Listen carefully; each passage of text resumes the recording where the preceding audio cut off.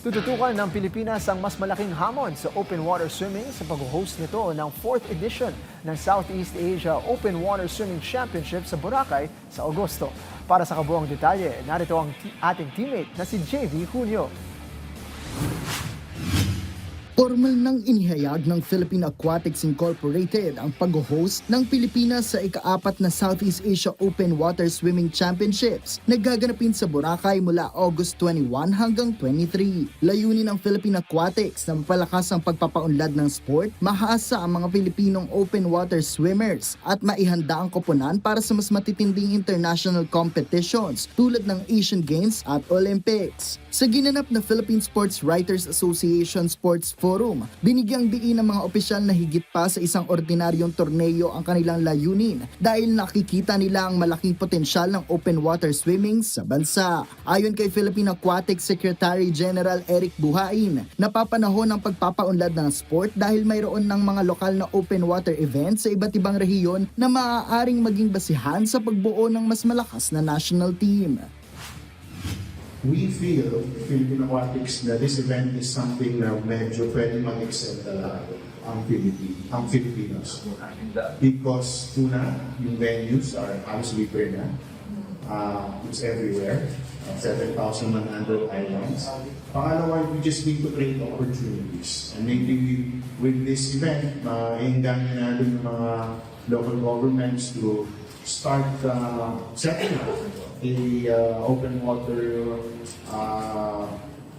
let's call it a training facility, a training center sa mga beaches nila.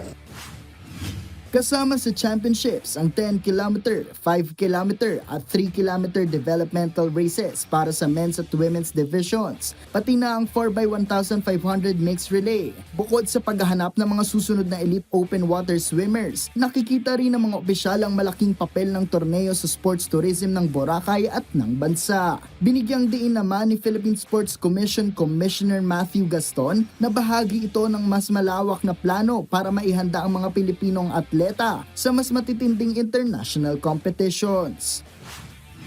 Open water, it's a new event for us.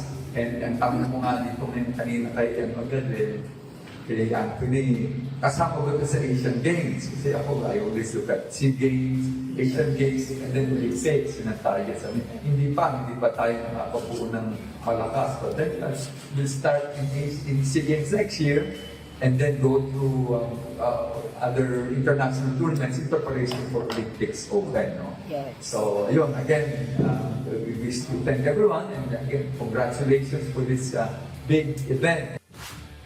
Mahigpit din ang mga hakbang sa kaligtasan ng mga kalahok kasama ang full complement ng kayaks, rubber boats, jet skis, medical teams at mga water assets mula sa mga lokal na ahensya ng Boracay. Sa pag-host ng ika-4 na Southeast Asia Open Water Swimming Championships, umaasa ang Philippine Aquatics na mas mapapalawak ang kaalaman ng mga Pilipino sa open water swimming. Mas maraming LGU ang magbubukas ng mga training venues at mas mapapalapit ang bansa sa pangarap na magkakaroon ng kompetitibong open water swimmers sa Asian Games at Olympics. JB Junio para sa Atletang Pilipino, para sa Bayan.